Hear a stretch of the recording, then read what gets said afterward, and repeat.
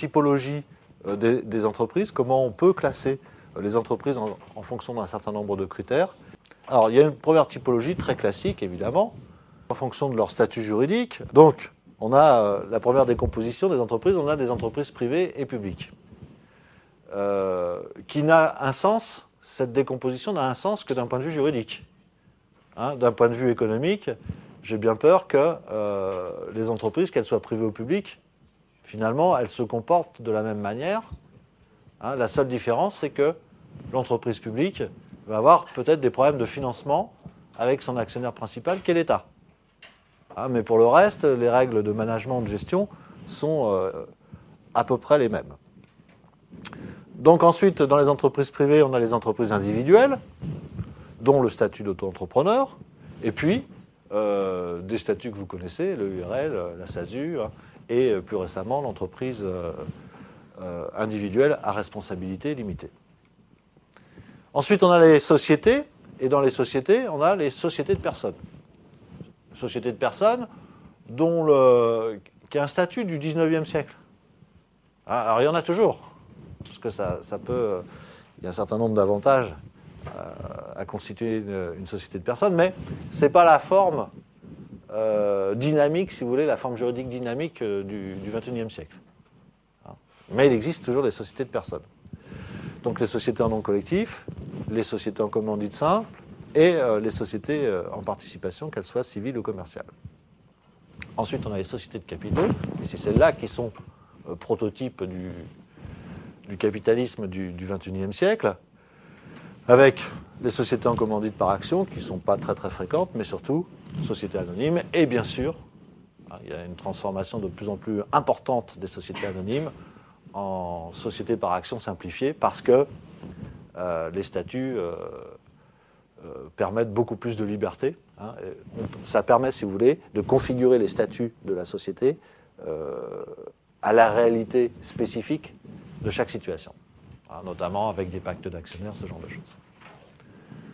Et puis on a des formes hybrides, que moi j'appelle des formes hybrides, parce qu'on ne sait pas trop où les raccrocher. La SARL, est-ce que c'est une société de personnes ? C'est une grande question. Donc c'est ce que j'appelle tout à fait une forme hybride, qui est la forme, entre parenthèses, dominante de nos entreprises en France.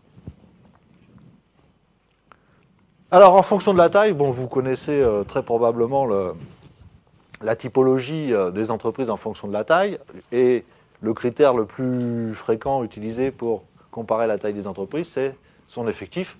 Ce n'est pas forcément pertinent, puisque vous avez des industries de main-d'œuvre et vous avez des industries capitalistiques, c'est-à-dire des activités qui sont caractérisées par le fait qu'on ait besoin d'énormément de gens, la confection par exemple, et puis vous avez des activités où il n'y a pratiquement personne, parce que tout est automatisé. Si vous allez dans les usines de Danone qui fabriquent des yaourts, vous verrez que ce sont des chaînes de production aseptisées, des sortes de salles blanches, et vous avez des usines qui fonctionnent avec en permanence au maximum une dizaine de techniciens.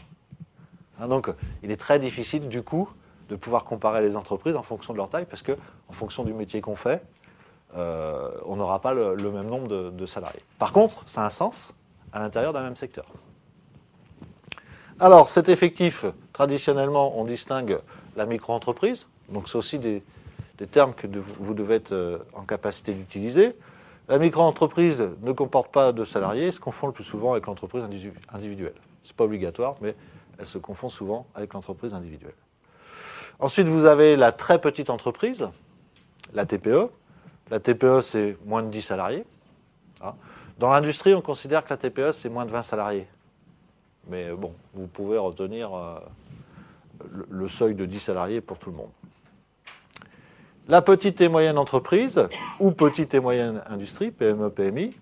Alors là, l'effectif a changé assez récemment, suite à une directive européenne, puisque nous, traditionnellement, on considérait qu'une PME, ça allait jusqu'à 499 salariés. Eh bien, maintenant, on a abaissé ce seuil, sur la recommandation, encore une fois, de la Commission européenne, à 250 salariés. Donc ça va de 10 à 250 ou de 20 à 250 si on est dans une activité industrielle. Nouvelle catégorie qui apparaît aussi dans les classifications, l'ETI, l'entreprise de taille intermédiaire, donc qui va aller de 250 salariés à un nombre beaucoup plus important, puisque la limite supérieure, c'est 5000 salariés. Et c'est donc au-delà de 5000 salariés que l'on va pouvoir parler de grande entreprise. Donc, de 5000 à plus l'infini s'arrêtant dans le monde, pour l'anecdote, à 2 millions de salariés pour la plus grande entreprise du point de vue de l'effectif au monde, à savoir Walmart, le distributeur américain.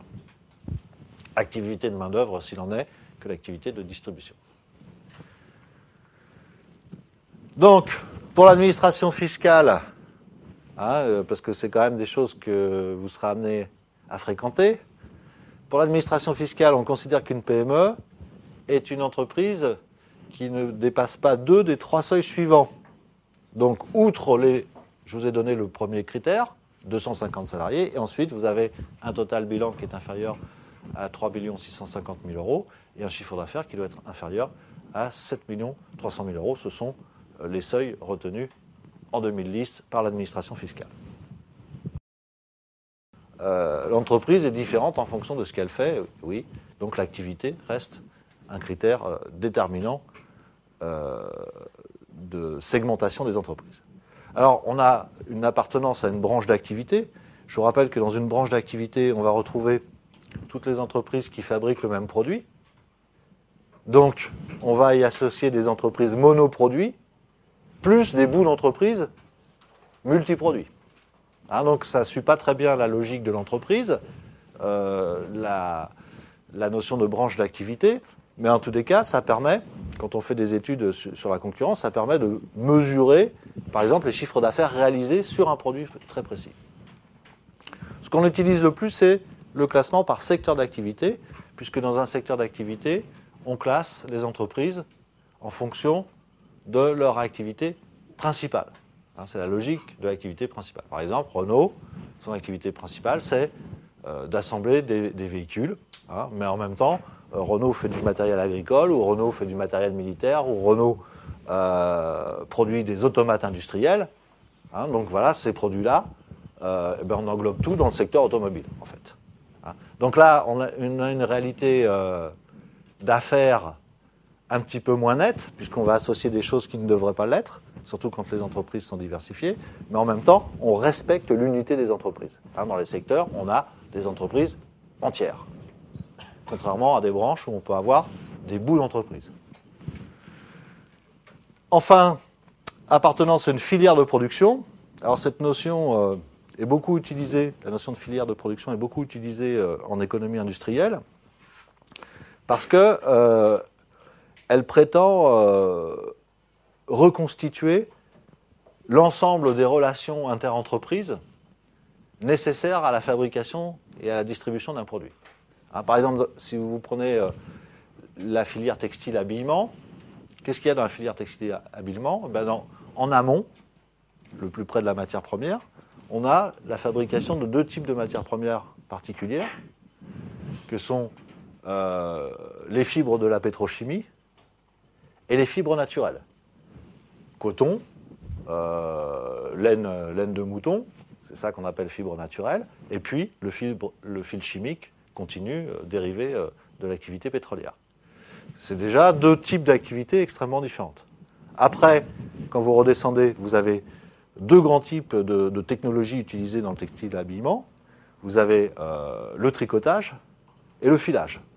Les entreprises qui proposent de la maille tricotée, et celles qui, c'est très technique, je suis désolé, et celles qui filent, ce sont 2 métiers totalement différents. Elles ne font pas du tout la même chose, et ce sont des acteurs très très différents. Ensuite, on a les gens qui vont, à partir des tissus ou vont constituer des vêtements. Donc on a la confection, toutes les entreprises qui font de la confection, mais entre-temps, on a aussi des acteurs qui sont spécialisés dans l'impression du tissu, dans l'enrichissement du tissu, le traité anti-tache, anti-froissement, etc., ce qu'on appelle l'ennoblissement du tissu. Et puis enfin, derrière, on a l'appareil de distribution avec le client final. Alors l'appareil de distribution, on a les généralistes, on a les spécialistes, on a bien évidemment aujourd'hui ce qui l'emporte dans la distribution, c'est les chaînes volontaires qui sont fédérées par une marque. Alors ce qui est intéressant dans la notion de filière, c'est qu'on va regarder au cours du temps où se trouve le pouvoir. Alors dans l'exemple de ma filière textile-habillement, jusqu'aux années 80 en gros, le pouvoir il est aux industriels. Les industriels qui disent, ben voilà, nous, technologiquement, c'est faire ça, on vous propose tel type d'imprimé, tel type de tissu, et finalement, en fonction de ça, les gens dans les réseaux de distribution vendaient les produits qu'on leur proposait.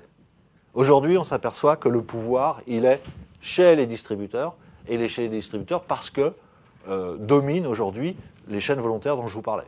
Ces chaînes volontaires qui ont un pouvoir extrêmement important, donc elles sont de plus en plus limitées en nombre, elles représentent un volume de plus en plus important dans le secteur, et c'est elles qui imposent leurs conditions de fabrication aux industriels. Donc cette notion de filière est intéressante pour comprendre un peu quels sont les enjeux et comment évoluent des activités économiques avec le progrès technique, la maturité des marchés, etc.